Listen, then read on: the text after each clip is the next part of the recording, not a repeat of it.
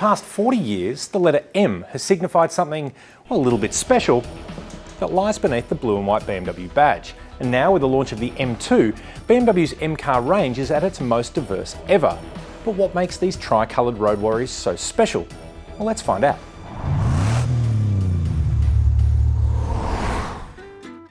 Established in 1972 to support BMW's motorsport activities, the M division initially turned its attention to the iconic E9 3-litre CSL Batmobile race cars, with stunning success in Europe, including a class win at Le Mans. In 1978, the first specific M car, the M1, was unveiled at the Paris Motorshow. This stunning supercar featured a 204 kilowatt, 3.5 litre inline 6-cylinder engine and spawned its own one-make race series. Tuned versions of BMW's 5 and 6 Series cars followed, but it wasn't until 1984 that the specific M cars as we know them today started to hit the streets. The E28 M5 was a high-performance version of BMW's 5 Series sedan and featured a version of the same 3.5 litre 6 as found in the M1, this time with 210 kilowatts. More road cars meant more race cars, and the success continued. The famed E30 M3 even taking the 1987 Australian Touring Car Championship win.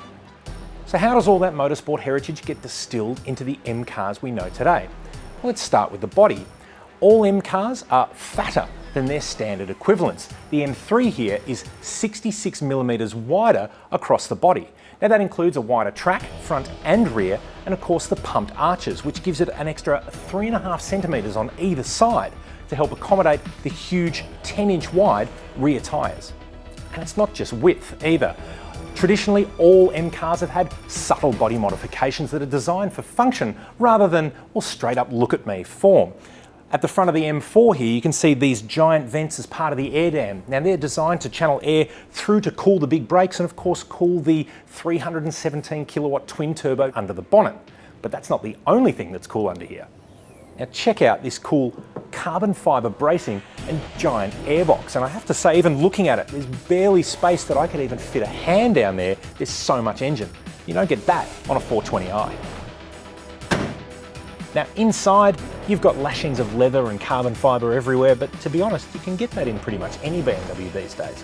What is unique to the M range is this, the controller for the dual clutch transmission. Now it can be a bit of a pain to use around town, but when you're going that way really fast, I tell you what, the shifts are brutal and accurate every time you need them. What's also cool about an M car are these buttons here, where you can configure the response of the engine, the settings for suspension and steering that can be called upon using one of these two M mode preset buttons here on the steering wheel. Now the arrival of the M2 signifies the most affordable M car ever in the range's history here in Australia. So now with that M2 coupe, the M3 sedan, M4 convertible, M4 coupe, M6 coupe convertible and 4-door Grand Coupe, plus the X6 and X5 M SUVs, not forgetting my favourite, the 4-door 423 kilowatt M5 sedan, basically making sure there's something for everyone. So what will the next 40 years bring? Well, no doubt more models, most likely some more motorsport success, but whatever the case, certainly for me at least, the letter M will continue to be the most aspirational letter of the alphabet.